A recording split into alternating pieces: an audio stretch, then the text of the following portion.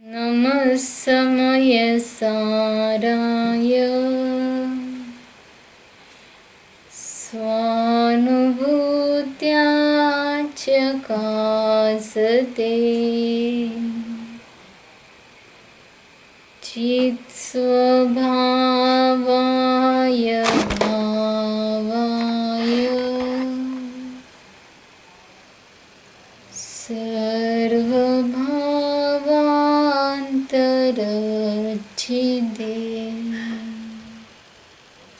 47 शक्तीमध्ये आपण 12वी प्रकाश शक्ती काल पाहिली. मग त्यामध्ये काय सांगितलं? स्वतःद्वारे स्वतःला प्रत्यक्ष जाणतो. म्हणजे ज्ञानाचीच ही एक वेगळी छटा सांगितली. कसं जाणतो? तर प्रत्यक्ष जाणतो. मग प्रत्यक्ष जाणणं हाच प्रकाश आहे. मग काय सांगितलं? कोणी असं म्हणल ध्यानाला बसल्यावर आत्म्याचा लख्ख प्रकाश पडला, तर ते काय नाही, तो प्रकाश घ्यायचा नाही. तो तर पुद्गलाचा प्रकाश आहे. त्यामुळं सांगितलं की ती काय अनुभूती नाही, ते सम्यक्त्व नाही. नंतर काय म्हणल, काय अंतरंगात बसल्यावर किरण निघाली, तेज वाढलं, किंवा ज्योती एवढा मला आत्मा दिसतो, त्याचं आम्ही ध्यान करतोय, तर असंही नाही. अशी प्रकाश शक्ती नाही. आत काहीतरी एकदम चमकलं, मग काय वाटतंय, बरं वाटलं, तर असाही प्रकाश शक्तीचा अनुभव नाही. तर काय आहे? प्रत्यक्ष जाणते, स्पष्ट जाणते की हा, काल सांगितलं ना, हा शब्दातूनच सांगितलं, प्रत्यक्ष निर्णय केला, हा मी जाणणारा आहे.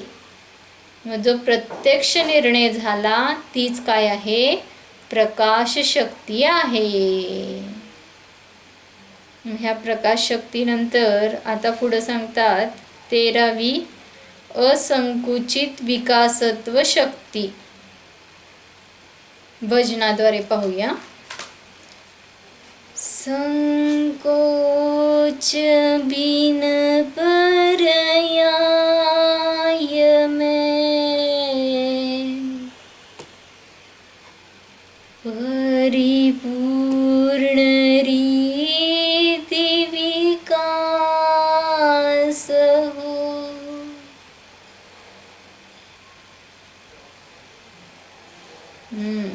काय सांगितलं? संकोच बिन पर्याय में परिपूर्ण रीति विकास हो. पर्यायामध्ये पूर्ण विकास करण्याची शक्ती आहे. पर्यायात म्हणजे आता ते समजण्यासाठी सांगितलं. पर्यायामध्ये म्हणजे स्वभावच असा आहे की पूर्ण विकास करू शकतो. मग पर्यायाकडे उपयोग द्यायचा नाही. उपयोग कुठं द्यायचा आहे? पर्यायामध्ये विकास करायचा आहे तर उपयोग द्यायचा आहे स्वभावाकडंच. परंतु काय सांगितलं की पर्यायामध्ये पूर्ण विकास होऊ शकतो अशी शक्ती आहे. मग कशी सांगितलं? संकोच बिन, नाव आहे ना त्याचं. संकोच म्हणजे कोणताही संकोच नाही. असंकुचित शक्तीचंच नाव काय आहे? असंकुचित विकासत्व शक्ती. ते नाव बघूनच आम्हाला वाटतंय की एवढं मोठं आहे.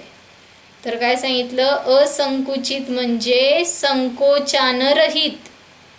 संकोच म्हणजे कोणताही संकोच नाही, म्हणजेच कुठलाही अडथळा नाही, कोणतंही विघ्न नाही. तर अशी काय आहे? अडथळ्यानं रहित, बाधेनं रहित विकास करण्याची शक्ती आहे.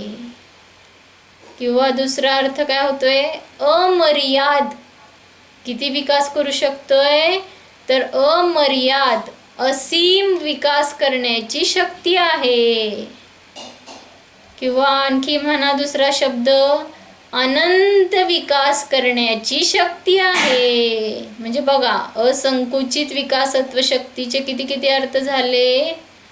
संकोचतेनं रहित विकास करण्याची शक्ती आहे, अडथळ्यानं रहित, बाधेनं रहित किंवा मर्यादेनं रहित, अंतानं रहित अशी अनंत विकास करण्याची शक्ती आहे. मग सांगितलं की अशी शक्ती सांगत असताना सांगितलं की म्हणजे थोडक्यात अनंत विकास करू शकतो अशी शक्ती आपल्या आत्म्यामध्ये आहे. मग काय करतोय म्हणून सांगितलं ज्ञानाचा, ज्ञान शक्तीकडनं बघा, ज्ञानाचा परिचय. तर ज्ञानाचा अनंत विकास करण्याची शक्ती आहे. म्हणजे काय होऊ शकतोय, अनंत ज्ञानी बनू शकतो अशी शक्ती आहे. पण काय सांगितलं, मग त्या अनंत ज्ञानी बनण्यामध्ये काय नाहीये, बाधा नाही. असंकुचित शब्द ठेवलाय ना, नाहीतर विकास करायचा आहे पण प्रॉब्लेम येतील, म्हणून आचार्यांनी लगेच त्याच्या पाठीमागे शब्द ठेवला. अनंत ज्ञानी बनू शकतोय, पण सांगितलं की त्याच्या आधी शब्द काय ठेवला, असंकुचित. म्हणजे तुला अनंत ज्ञानी बनण्यासाठी कोणतीही बाधा येणार नाही. मग म्हणाल मुनींवर उपसर्ग होत आहेत, कितीतरी बाधा येते. मग आपण त्याचाच आता विस्ताराने बघणार आहे. परंतु ती जरी बाधा आली तरी स्वभावाचा विकास करण्यासाठी, ज्ञानाचा विकास करण्यासाठी, अनंत ज्ञानी बनण्यासाठी कोणतीही बाधा येत नाही, विघ्न स्वभावामध्ये येत नाही. म्हणून सांगितलं की काय आहे, मग ज्या ज्ञानामध्ये बाधा येते ते कुठलं ज्ञान आहे सांगितलं, शायोपशमिक ज्ञान. शायोपशमिक ज्ञान शब्द कळत नसेल तर थोडक्यात आपल्याला आता जे ज्ञान आहे वर्तमानात ते ज्ञान म्हणजे शायोपशमिक ज्ञान झालं. तर आत्ताचे जे ज्ञान आहे त्या ज्ञानामध्ये बाधा येते का नाही येत, येते बाधा. काही ना काहीतरी अडथळे येतातच की. का असं आहे कुणाला काहीच विघ्न येत नाही, काही ना काहीतरी ज्ञान घेत असताना बाधा येते, लाईट जाते किंवा काय कळत नाही किंवा काय सांगणारे नसतात, कितीतरी प्रॉब्लेम आहेत, मन लागत नाही. म्हणजे अंतराय कर्म तिथं निमित्त आहे. मग सांगितलं की शायोपशमिक ज्ञानामध्ये म्हणजे आपल्याला प्राप्त झालेल्या ज्ञानामध्ये काय आहे, बाधा आहे.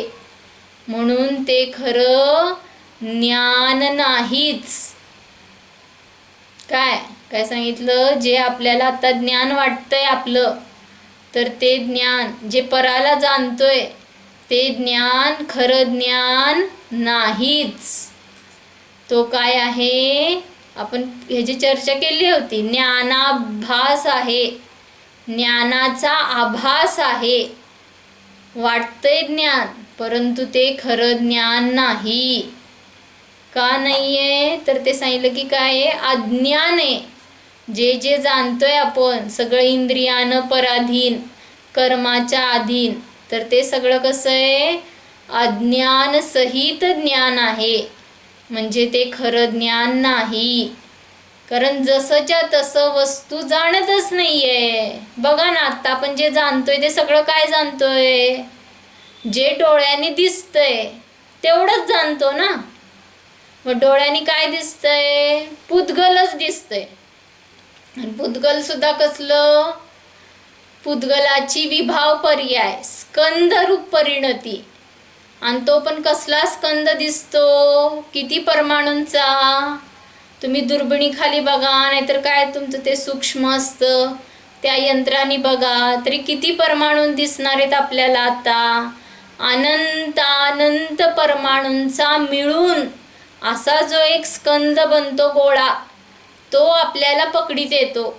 आपण म्हणतो एवढा एवढा सूक्ष्म जीव दिसले आपल्याला, त्या कशा मायक्रोस्कोप मायक्रोस्कोप खाली एवढे सूक्ष्म सूक्ष्म जीव दिसत आहेत, एवढे जीवाणू आहेत, परंतु ते सुद्धा जे काही दिसतंय ते सगळं अनंत अनंत परमाणूंचा स्कंदच दिसतोय. म्हणजे खरं काय दिसतच नाहीये. त्यातला जो एक एक परमाणू सेपरेट आहे आणि त्याची जी परिणती चालली आहे ती कुठं दिसतीये? म्हणजे जसंच्या तसं दिसतच नाहीये. म्हणून आपलं हे सगळं ज्ञान कसं आहे? ज्ञानाचा आभास आहे. जसं सुखाचा आभास असतो, इंद्रियातून जो आनंद मिळतो तो, तसं जे परातून ज्ञान घेतोय ते सगळं ज्ञानाचा आभास आहे. म्हणून सांगितलं की आपलं ज्ञान कोणतं आहे? सम्यक ज्ञान. जेवढं आपण स्वतःला जाणतो तेवढंच ज्ञान काय आहे? सम्यक ज्ञान आत्ता आपण प्राप्त करू शकतो. एवढी शक्ती आपल्यात आहे. भगवान झाल्यावर पूर्ण सगळ्या वस्तूचं सम्यक ज्ञान होईल, परंतु आत्ता ह्या अवस्थेमध्ये आपण आपल्या स्वतःचं सम्यक ज्ञान म्हणजे जसंच्या तसं जाणू शकतो. आणि ते ज्ञानच काय आहे? माझं आहे. मग काय सांगितलं? समजा आपण काय करतोय? एखादं लौकिक असेल, अलौकिक वाचन करतो, स्वाध्याय करतोय म्हणा, अभ्यास करतोय. मग ते करत असताना काय झालं? कुणीतरी आपल्याला काम सांगितलं तर काय होतं? लगेच राग येतो किंवा काय होतं? उठत नाही. अजून काय म्हणायचं? म्हणजे समजा सेवा करण्याचा वेळ असेल, प्रसंग असेल घरामध्ये किंवा कुठं असेल, तर त्यावेळेस वाचत बसतो. मग हे सगळं का होतंय? तर सांगितलं की त्या शायोपशमिक ज्ञानात अल्पज्ञानामध्ये एकत्व करतोय आणि त्यामुळं स्वाध्यायामध्ये काही विघ्न आलं तर ते आम्हाला सहन होत नाही. किंवा लाईट गेली तरी सहन होत नाही. म्हणजे सांगितलं की काय आहे? मग असं विघ्न आलं तर काय होतात? आमचे परिणाम बिघडतात. सारखं आत पिंजून राहतं, मला ज्ञान घ्यायचंय, मला ज्ञान मिळवायचंय, पण मला काय मिळवता येईना, माझा काय अभ्यास होईना, काय वाचन होईना, हे दिवसभर संसार करण्यातच राडगाडगं चाललंय. असं नुसतं नावं ठेवतो. नावं ठेवत करतो. कामं तर करणार सगळी, पण नावं ठेवत करणार. मग त्यावेळेस काय चिंतन करायचंय? स्वाध्याय करत असताना, वाचन करत असताना विघ्न आलं, कारण त्याचं ज्ञानच आहे ना, ते शायोपशमिक ज्ञानाचं कामच आहे. बाधेनं सहितच आहे, ते ठरलेलंच आहे. बाधा कधी ना कधी येणारच आहे त्याच्यामध्ये. मग त्यामध्ये विघ्न आलं तर काय चिंतन करायचंय? तर ते विघ्न, तो अडथळा आपल्याला सांगतोय. काय सांगतोय? उठ, त्या पुस्तकातून तुला ज्ञान येत नाही. त्या प्रकाशातनं, जी काही ट्यूबलाईट असेल काय ज्याच्याद्वारे तू पाहतोय ते नसेल तरी सुद्धा त्यातून तुला ज्ञान येत नाहीये. त्याचा नाद तू सोडून दे. काय सांगते ते? उठ आता तरी उठ. काय कर? त्या पुस्तकातून, प्रकाशातून तुला ज्ञान येणार नाही. तर तुझं ज्ञान कुठून येणार? तुझ्या ज्ञानातून ज्ञान येणार आहे असा विश्वास आता तर दृढ कर. कारण आता तुला विघ्न आलंय ना, ज्ञान मिळवायला अडथळा आलाय. मग तो अडथळा सांगतोय की त्या ज्याच्यातून तुला ज्ञान पाहिजे होतं त्यातून ज्ञान येत नाहीये, तर ज्ञानातून ज्ञान येते. हे आता तर तू स्वीकार कर ना, आता तर तू जाण ना. म्हणजे तुझं विघ्न संपून जाईल आणि तुझ्या ज्ञानाचा काय होईल? अनंत विकास होईल. म्हणून सांगितलं ना, कसा विकास करण्याची शक्ती आहे. खूप सुंदर सांगितलंय. म्हणजे आपले संसारातले सगळे प्रॉब्लेम सोडवणारे, मोक्षच देणारे, इतकी सुंदर शक्ती आहे. काय सांगितलं म्हणून? संकोच बिन पर्याय में परिपूर्ण रीति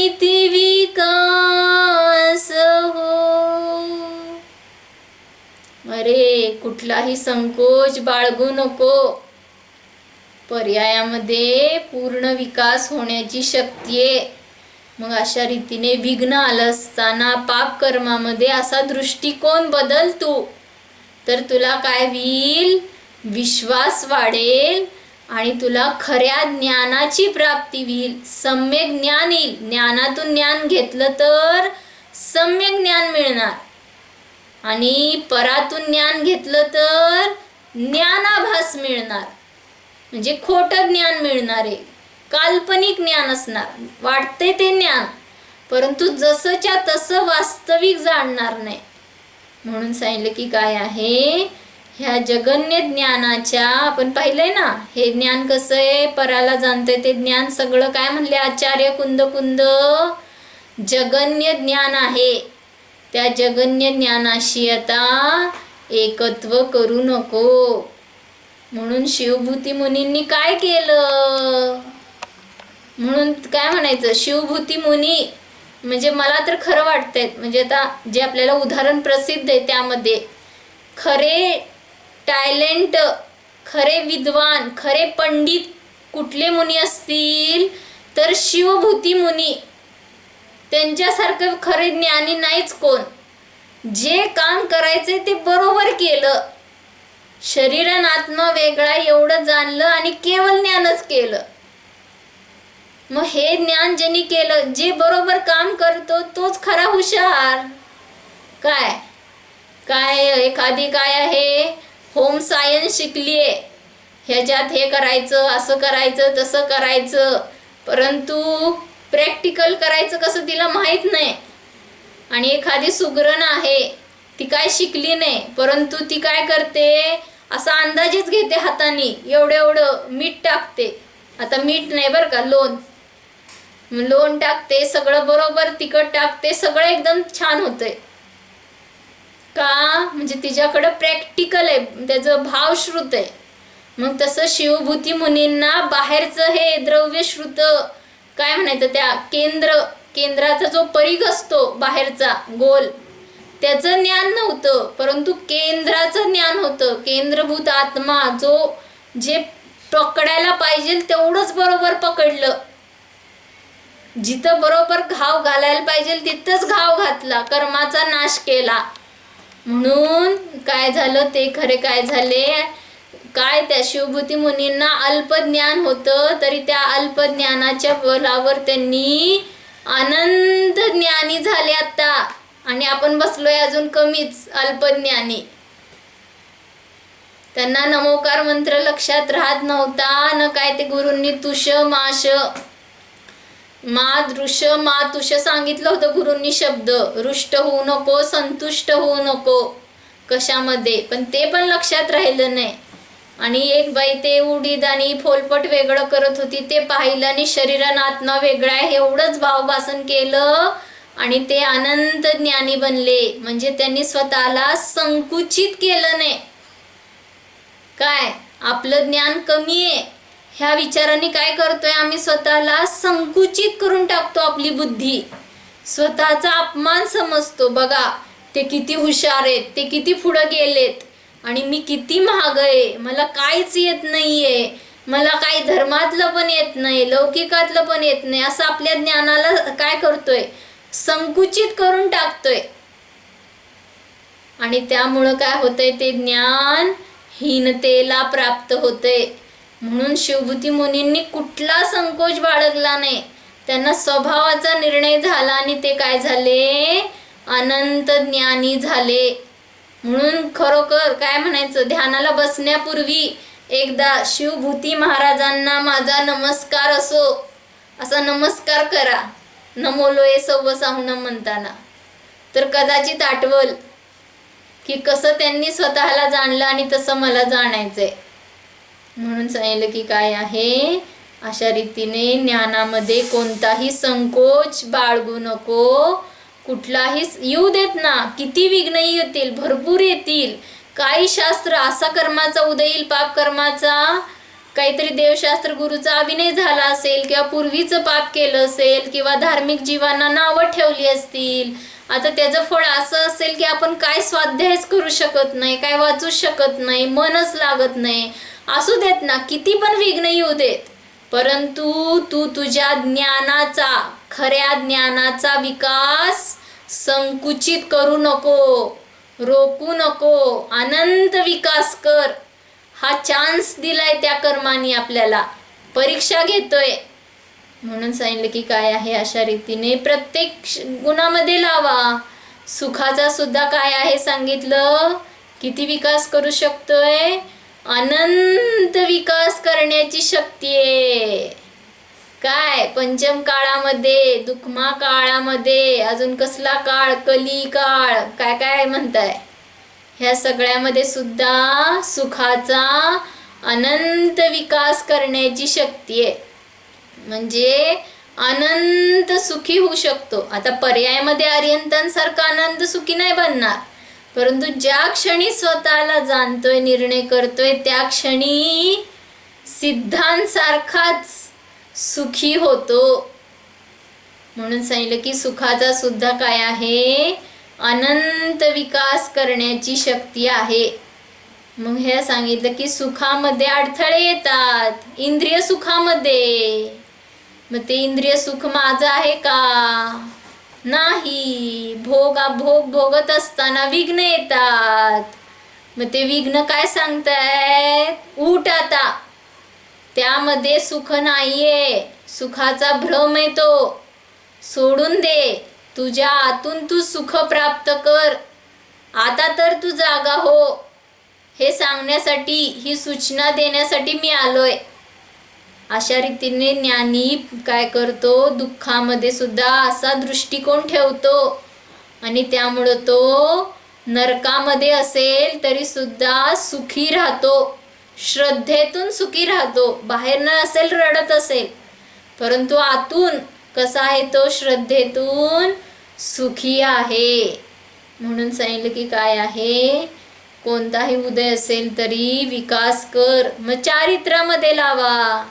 चारित्र्याचा सुद्धा अनंत विकास करण्याची शक्ती आहे.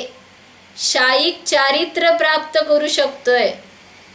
पण आता वर्तमानामध्ये काय सांगितलं, समजा कमजोरी आहे, मजबुरी आहे, त्यामुळं संयमात राहत असेल, संयम धारण करण्याची शक्ती आहे तर ते उत्तमच आहे.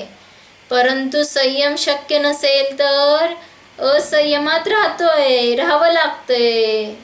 तरी सुद्धा तू आपला विकास, चारित्र्याचा विकास आता कुंठित करू नको. म्हणाल कसं करायचं, संयमच पाळता येत नाही म्हणल्यावर चारित्र्याचा विकास थांबलाच की आमचा. थांबला का? अरे महाराजांनी काय सांगितलं, वीरसागर महाराजांनी, जरी व्यवहार चारित्र्य पालन करायला तर पाहिजेलच, परंतु ते शक्य नसेल तर तू अंतरंग चारित्र्य, निश्चय चारित्र्य धारण कर, स्वभावामध्ये स्थिर हो आणि आपल्या निश्चय चारित्र्याचा विकास कर. त्यामध्ये कोणीही बाधा करू शकणार नाही. बाधा कुठे येते, बाहेरच्या क्रियेमध्ये. जे काही चारित्र्याचं पालन करायचंय, श्रावकाचे आवश्यक, मुनीचे आवश्यक, जे काय आहे त्या क्रियेमध्ये बाधा येते. म्हणजे ती क्रिया म्हणजे माझा चारित्र्य गुण नाही. नीट ऐका बरं का, अर्धवट ऐकाल तर गोंधळ करून टाकाल, अर्धवट ऐकाल तर स्वच्छंदी बनाल, नाहीतर काय करायचंच नसते आधीच. म्हणून पूर्ण उपदेश ऐका. काय सांगितलं, क्रियेमध्ये बाधा येते म्हणजे ती क्रिया, जे काही पालन आहे संयमाचं पालन व्यवहार रूपानं, ते म्हणजे माझा चारित्र्य गुण नाही. तो क्रियाकांड म्हणजे चारित्र्य गुण नाही. त्यामुळं कदाचित क्रिया नाही झाली तर त्यामध्ये तू दुःखी करू नको स्वतःला. आपल्या खऱ्या चारित्र्याचा विकास कर. म्हणून हे ऐकून कोणी स्वच्छंदी होणार नाही किंवा असंयमी राहणार नाही. उलट काय करेल, त्याला हे श्रद्धान पक्क आहे की बाहेरच्या क्रियेत धर्म नाही हे त्याचं श्रद्धान पक्क असल्यामुळं त्याची जी क्रिया होते ती तो क्रिया उत्तम रीतीनं पाळतो. असं उलट काय म्हणायचं, चमत्कार आहे, उलटच गणित आहे. जाणतोय काय, क्रियेमध्ये धर्म नाही परंतु आचरणात वागतो काय, तर उत्तम रीतीनं क्रिया पाळतोय. कसं काय, तर सांगितलं की काय आहे, सम्यक दृष्टीचा व्यवहारच सुव्यवहार असतो. मिथ्या दृष्टीचा व्यवहार खरा व्यवहार नाही. तो दिसत असेल बाहेरनं मुनी झालाय, 9 ग्रहवेग पर्यंत गेलाय, स्वर्गात गेलाय, परंतु सम्यक दृष्टीचं श्रद्धान पक्क आहे. तो काय करत नाहीये, त्या क्रियेमध्ये कर्तृत्व नाही, त्याचं कर्ता बुद्धी नाहीये, एकत्व बुद्धी नाहीये, हट्ट नाही की क्रिया व्हायलाच पाहिजे. नाही झाली तर काय करतायत मुनिराज, जे मुनिराज ध्यानस्थ बसतायत ते कुठं बाहेरचं षटक्रिया पाळतायत.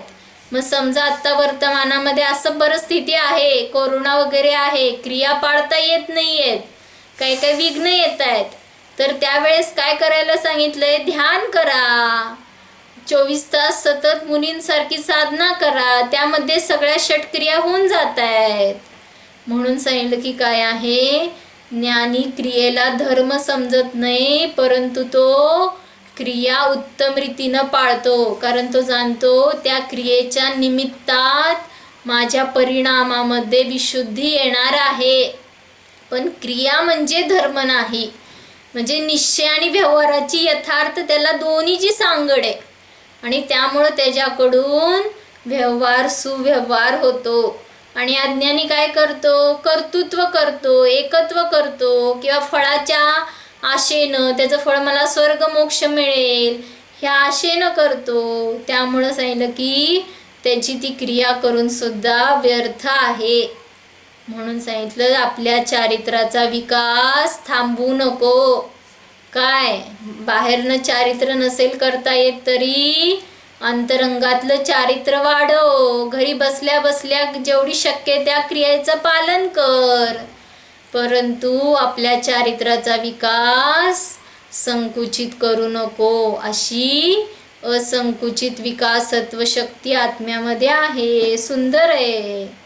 म्हणून सांगितलं कोणत्याही परनिमित्तानं, काय आता ह्या सगळ्याचा निष्कर्ष काय लक्षात ठेवायचंय, कोणत्याही आता पराच्या निमित्तानं आपला विकास कुंठित करू नको, थांबवू नको.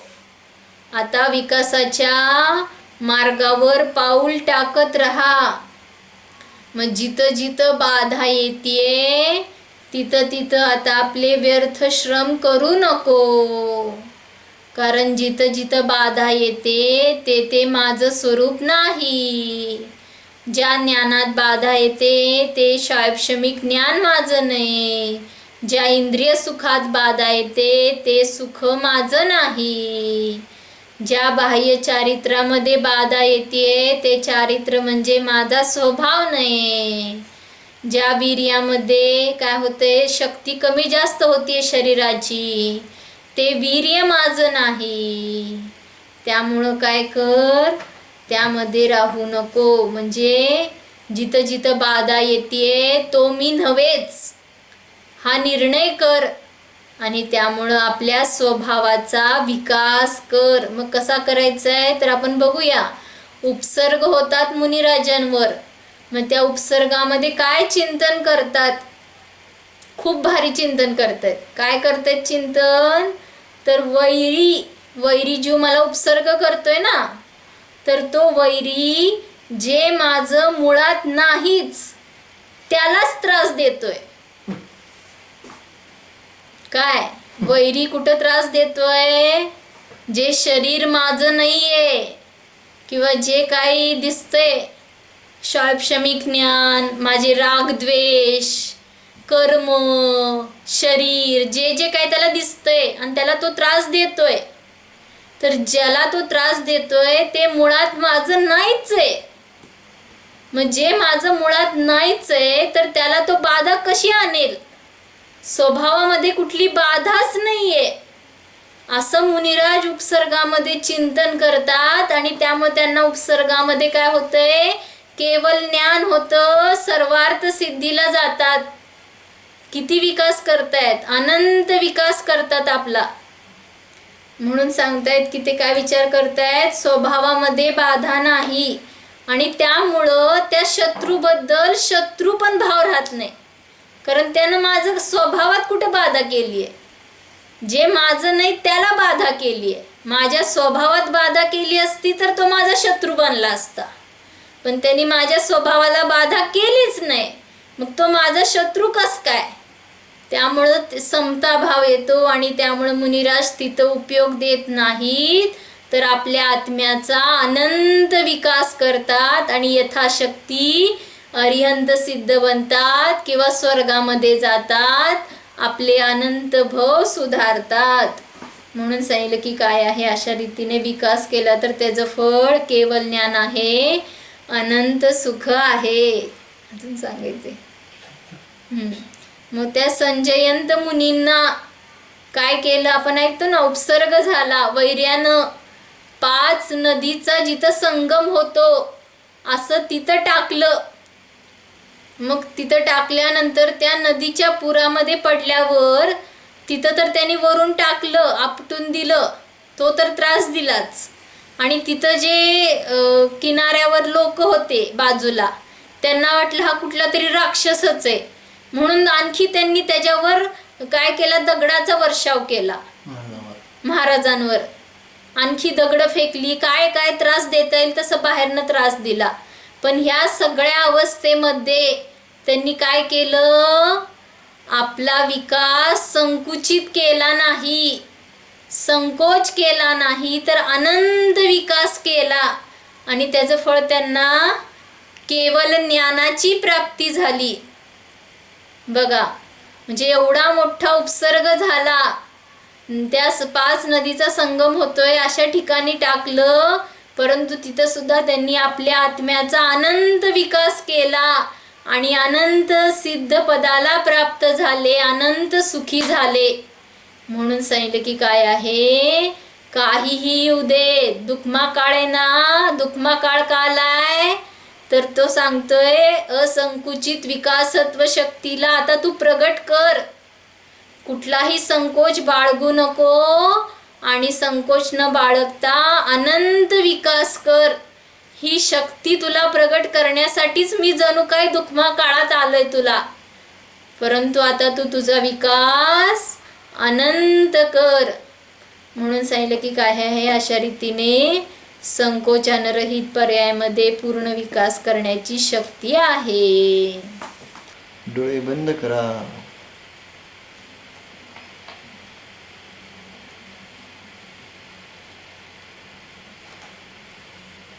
आपल्या असंकुचित विकास शक्तीला जाणा.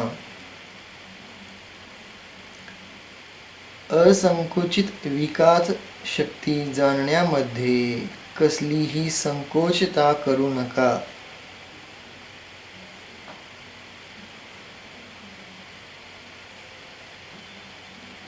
हा माझा निज स्वभाव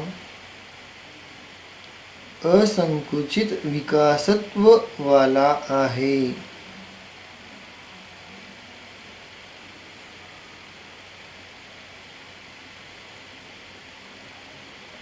पहा, स्वभाव विकासत्व वाला आहे.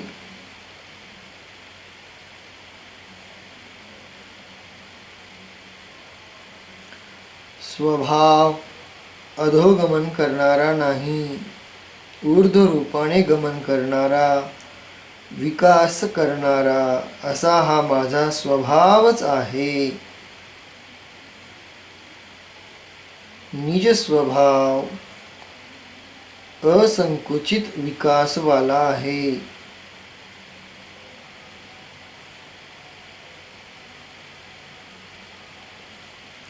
मी मनुष्य, मी पुरुष, मी स्त्री हा संकोच सोडून द्या.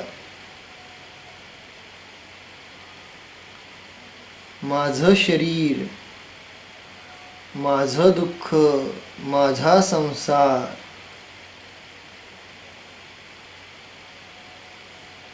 हा संकोचमय विचार माझ्यामध्ये नाहीच.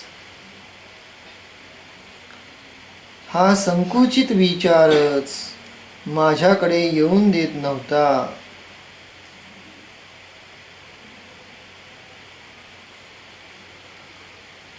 मी आत्मा असंकुचित विकासत्ववाला आहे.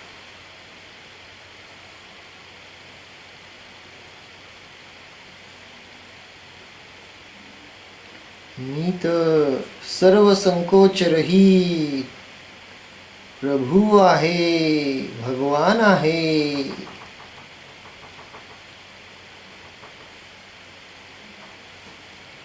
पहा, भगवंतांना कसला संकोच. जसे जिनेंद्र भगवान असंकुचित विकासत्ववाले आहे, तसा हा मी असंकुचित विकासत्ववाला, कारण परमात्मा आहे.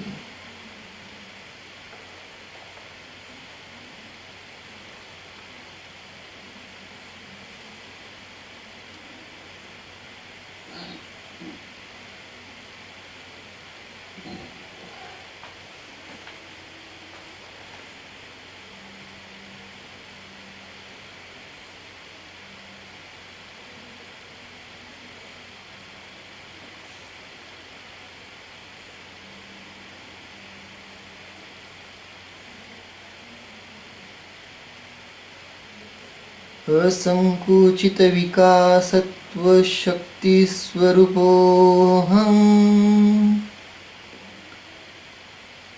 असंकुचित विकासत्व शक्ती स्वरूपोऽहम्.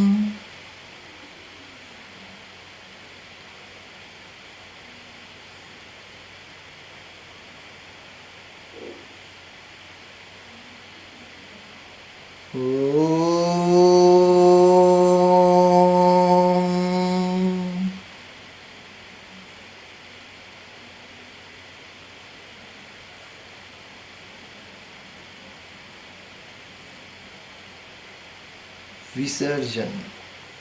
नमोकार मंत्र म्हणताना, नमो लोये सव्व साहुणम म्हणताना आत्ता सांगितल्याप्रमाणे मुनिराजांचं स्मरण करा. संजयंत मुनी, शिवभूती मुनींचं स्मरण करा.